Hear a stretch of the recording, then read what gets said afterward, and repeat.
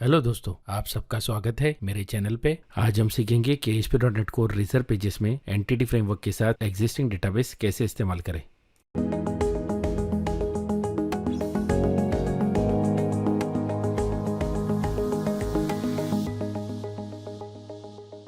इस वीडियो में मैं नॉर्थविंड डेटाबेस का इस्तेमाल कर रहा हूँ। इसकी जानकारी आपको राइट हैंड साइड के वीडियो में मिल जाएगी। तो चलिए शुरुआत करते हैं। सबसे पहले मैं एंटिटी फ्रेमवर्क के पैकेज को इंस्टॉल करूंगा। उसके लिए मैं टूल्स में जा रहा हूँ, NuGet package manager console, और यहाँ कंसोल ओपन होने पर मैं कमांड को पेस्ट करूंगा। अब हम हमारे प्रोजेक्ट में एक मॉडल क्लास ऐड करेंगे। तो आप देख सकते हैं ऐड न्यू आइटम डायलॉग से मैंने क्लास सेलेक्ट की है। अब मैं सुटेबल नाम दूंगा इसे। मैं इसे नाम दे रहा हूँ कस्टमर, क्योंकि मैं यहाँ पर नॉर्थविंड डेटाबेस के कस्टमर्स टेबल का इस्तेमाल करने वाला हूँ। अब यहाँ पर मैं कुछ प्रॉपर्टीज ऐड करूंगा, और यहाँ पे ध्यान रखने वाली बात यह है कि आप जो भी प्रॉपर्टी बना रहे हैं उसका डेटा टाइप और उसका नाम बिल्कुल ही कॉलम के डेटा टाइप और कॉलम के नेम से मैच करना चाहिए। जैसे कि आप देख सकते हैं यहाँ पर कस्टमर आईडी प्रॉपर्टी है, तो उसका कॉलम का नाम भी कस्टमर आईडी होगा। और क्योंकि डेटा टाइप स्ट्रिंग है तो उस तरह से डेटाबेस में वो या तो वेरकेर होगा या एन वेरकेर होगा।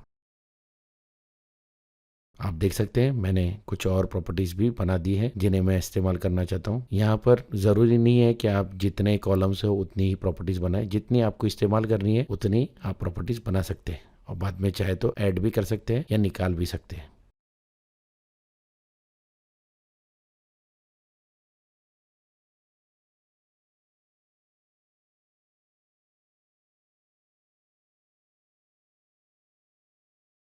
अब हम डेटाबेस कॉन्टेक्स्ट क्लास बनाएंगे, जिसके लिए मैं प्रोजेक्ट में एक नई क्लास ऐड कर रहा हूँ।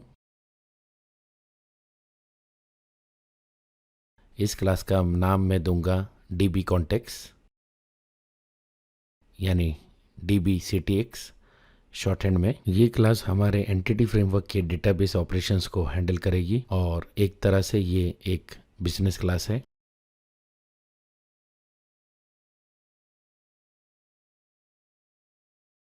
अब हम कुछ नेम स्पेसेस ऐड करेंगे। सबसे पहले मैं एंटिटी फ्रेमवर्क कोर की नेम स्पेस को ऐड कर रहा हूँ, Microsoft.Entity Framework Core।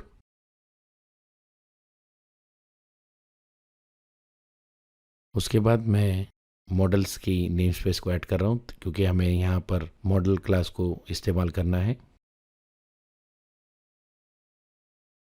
अब हम यहाँ पर डेटाबेस कॉन्टेक्स्ट यानी DB कॉन्टेक्स्ट क्लास को इनहेरिट करेंगे, जो entity framework core name space को बिलोंग करती है। अब मैं डेटाबेस कॉन्टेक्स्ट क्लास का एक कंस्ट्रक्टर बना रहा हूँ। ये सारी चीज़ें स्टैंडर्ड है और हर प्रोजेक्ट में कॉमन ही रहेगी। होता ये था कि MVC या ASP.NET वेब फॉर्म्स में ये सारी क्लासेस ऑटोमेटिकली क्रिएट कर दी जाती थी, पर हमें कोर में इन्हें खुद क्रिएट करना होता है। तो बेसिकली ये स्टैंडर्ड है, आपको इसे सिर्फ फॉलो करना है। अब मैं एक प्रॉपर्टी बना रहा हूँ जो कि DB सेट कलेक्शन को बिलोंग करती है। ये प्रॉपर्टी हमारे कस्टमर्स के रिकॉर्ड को होल्ड करेगी, यानी जब हम डेटाबेस से रिकॉर्ड लेकर आएंगे तो वो इस प्रॉपर्टी में या इस DB सेट कलेक्शन में होल्ड करेंगे।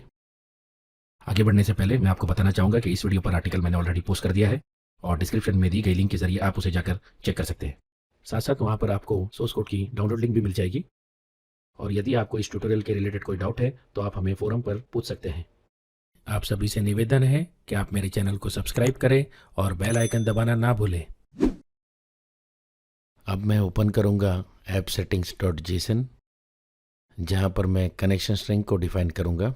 यहां पर मैं एक न्यू कनेक्शन स्ट्रिंग ऐड कर रहा हूं जो कि नॉर्थविंड डेटाबेस को कनेक्ट करेगी। आप देख सकते हैं मैंने की का नाम mycon सेट किया है। इसका इस्तेमाल हम आगे चलकर startup.cs में करेंगे।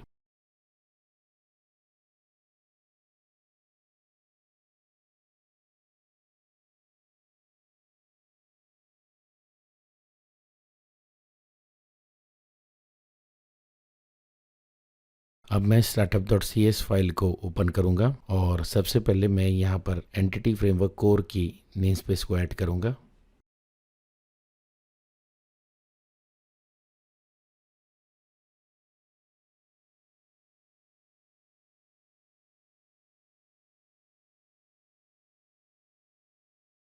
अब मैं आई कॉन्फ़िगरेशन इंटरफेस की एक प्रॉपर्टी बना रहा हूँ और बाद में जाकर मैं स्टार्टअप कंस्ट्रक्टर के अंदर उसे इनिशियलाइज करूँगा।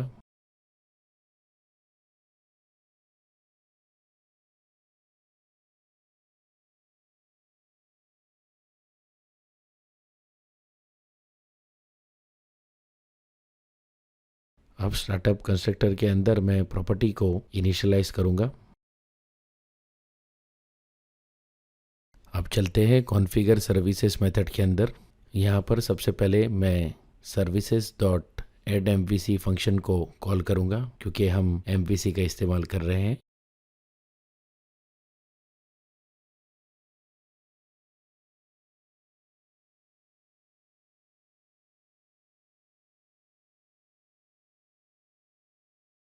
उसके बाद मैं एक वेरिएबल बना रहा हूँ कनेक्शन स्ट्रिंग को फैच कर स्टोर करने के लिए, और मैं कॉन्फ़िगरेशन प्रॉपर्टी का इस्तेमाल कर कनेक्शन स्ट्रिंग को उसके की के मदद से app settings dot JSON file से रीड कर रहा हूँ।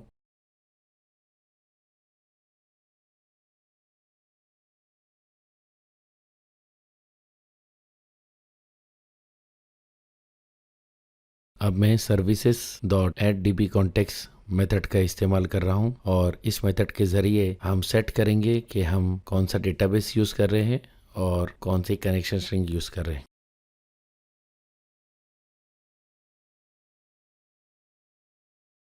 तो आप देख सकते हैं यहाँ पर मैं ऑप्शंस में यूज़ एसक्यूएल सर्वर फंक्शन को कॉल कर रहा हूँ लैम्डा एक्सप्रेशन का इस्तेमाल करके, और उसमें कनेक्शन स्ट्रिंग जिसे हमने फेच किया था उसे पास कर रहे हैं। इसी के साथ हमारा startup dot C S class का कोड कंप्लीट होता है।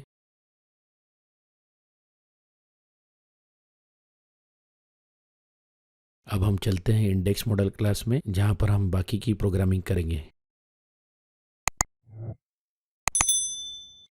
सबसे पहले मैं यहाँ पर एक प्राइवेट प्रॉपर्टी बना रहा हूँ डीबी कॉन्टेक्स्ट क्लास की।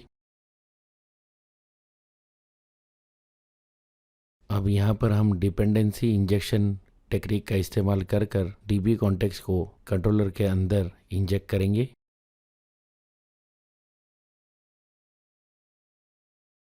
अब मैं एक और प्रॉपर्टी बना रहा हूँ, पर यह एक पब्लिक प्रॉपर्टी है। ये प्रॉपर्टी होगी कस्टमर क्लास का एक लिस्ट कलेक्शन। हम इस प्रॉपर्टी के अंदर डेटा को फिल करेंगे और बाद में उसे रेजर पेज पर एक्सेस करेंगे।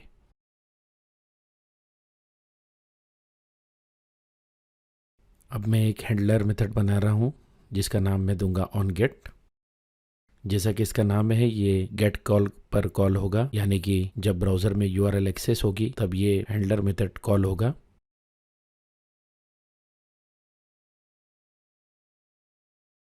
अब इस मेथड के अंदर हम हमारे जेनरिक लिस्ट कलेक्शन को डेटा से पॉपुलेट करेंगे। तो आप देख सकते हैं मैं एक लिंक क्वेरी लिख रहा हूँ जिस पर मैं डेटाबेस कॉन्टेक्स्ट के कस्टमर्स प्रॉपर्टी से डेटा फैच कर रहा हूँ, और यहाँ पर आप देख सकते हैं मैंने टेक फंक्शन का इस्तेमाल करके 10 रिकॉर्ड्स को एक्सेस किया है। फाइनली इस लिंक क्वेरी के रिज़ल्ट को मैं जेनरिक कलेक्शन में कन्वर्ट कर दूंगा टू लिस्ट फंक्शन का इस्तेमाल करके, और इसी के साथ हमारा इंडेक्स मॉडल क्लास का कोड कंप्लीट होता है। अब हम चलते हैं हमारे रिजर्व पेज पे जहाँ पर हम बाकी की प्रोग्रामिंग करेंगे।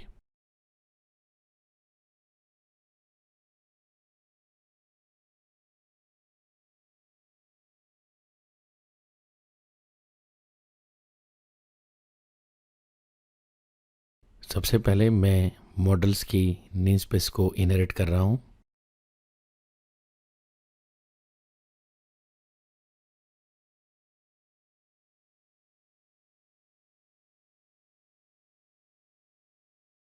अब यहाँ पर डेटा डिस्प्ले करने के लिए मैं एक HTML टेबल का इस्तेमाल कर रहा हूँ। अब आप देख सकते हैं मैंने कुछ हेडर एलिमेंट्स ऐड किए हैं और ये सारे फील्ड्स हैं जिन्हें हमें डिस्प्ले करना है।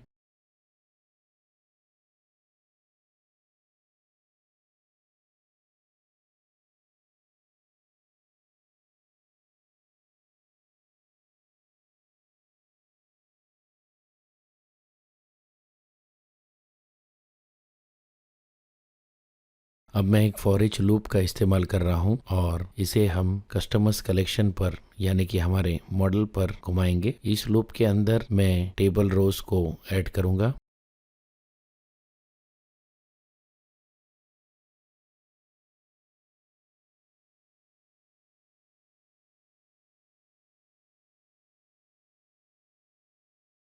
आप देख सकते हैं यहाँ पर मैं पहला सेल ऐड कर रहा हूँ कस्टमर आईडी के लिए। बिल्कुल उसी तरह मैं दूसरा सेल ऐड कर रहा हूँ कॉन्टैक्ट नेम के लिए, और इसी तरह मैं सिटी और कंट्री के लिए भी एक एक सेल ऐड करूँगा।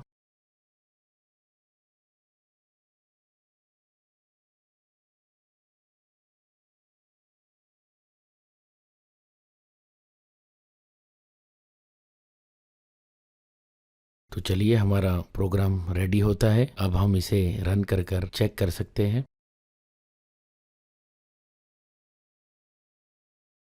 आप देख सकते हैं यहाँ पर रिकॉर्ड्स डिस्प्ले हो रहे हैं, वो भी टेबल फॉर्मेट में। तो इसी के साथ हम वीडियो के अंत में आते हैं। आज हमने सीखा कि किस तरह हम एंटिटी फ्रेमवर्क का इस्तेमाल करके एसक्यूएल सर्वर डेटाबेस से कनेक्ट कर सकते हैं और डेटा फेच कर डिस्प्ले कर सकते हैं। आपका बहुत बहुत शुक्रिया वीडियो देखने के लिए। प्लीज़ लाइक, शेयर और सब्सक्राइब करें। जल्दी मिलेंगे अगले वीडियो में।